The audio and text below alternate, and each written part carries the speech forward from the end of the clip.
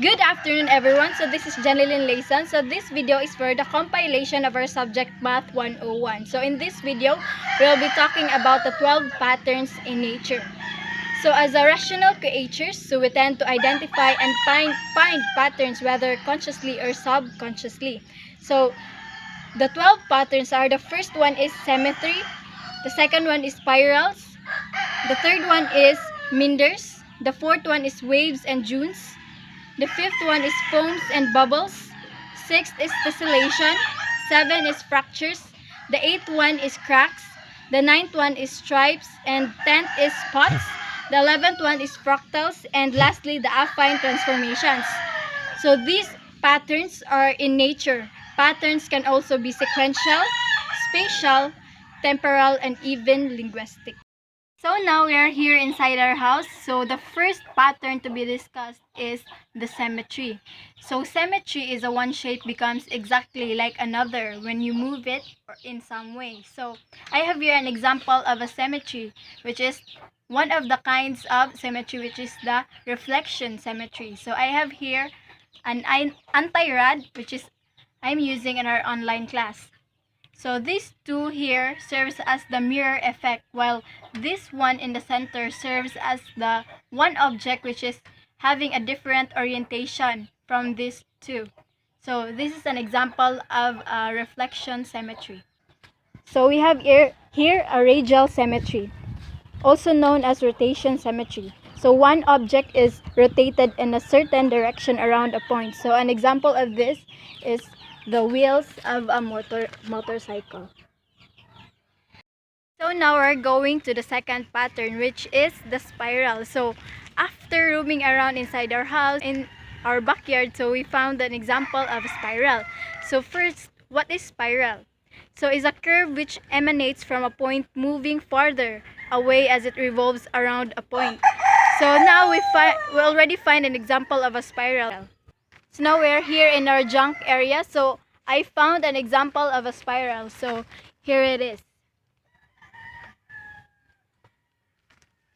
The spring of an old bicycle. So it is an example of a spiral. As you can see, it forms a spiral shape pattern. So we're here again inside our house. So the third pattern to be discussed is meanders. So meanders refers to a winding curve or bend in a river. So I found an item here inside our house which is an example of a meander.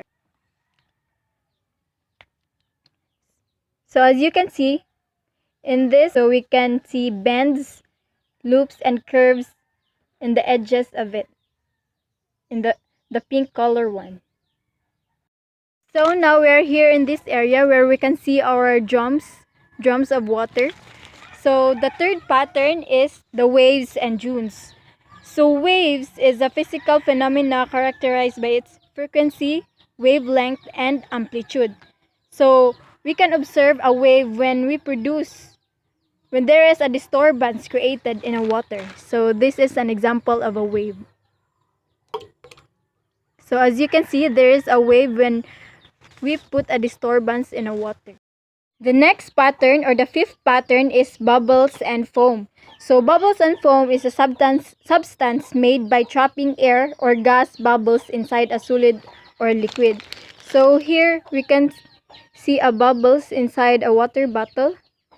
It is a detergent inside a bottle. The next pattern is the tessellation. So tessellation is tiling that uses shapes to cover a surface with no gaps or overlaps. So an example of this is a mat or banig in Bisaya. So as you can see, there are no gaps in a mat.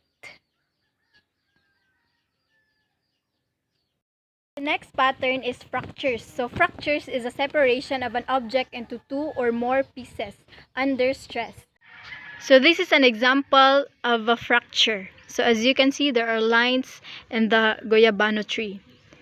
So as you can see here in this side, so we can see a big kind of crack. So this is an example of a crack.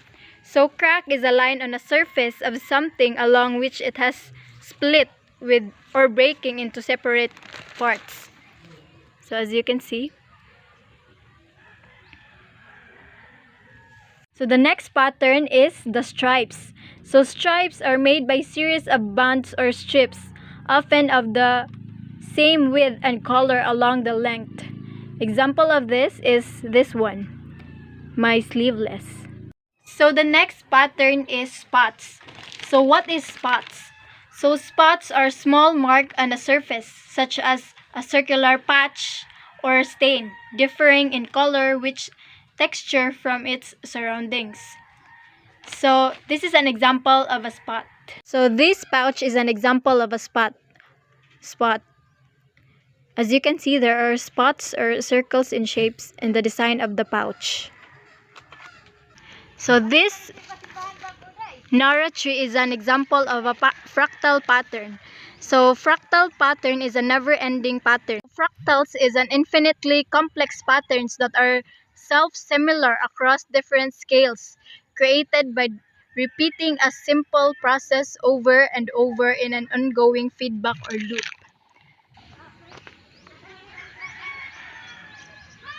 So finally, the last pattern is the affine transformations. So affine transformations are linear mapping method that presents points, straight lines, and planes. So this process involves rotation, reflection, and scaling. So this is an example of an affine transformation. So as you can see, these leaves are repeated.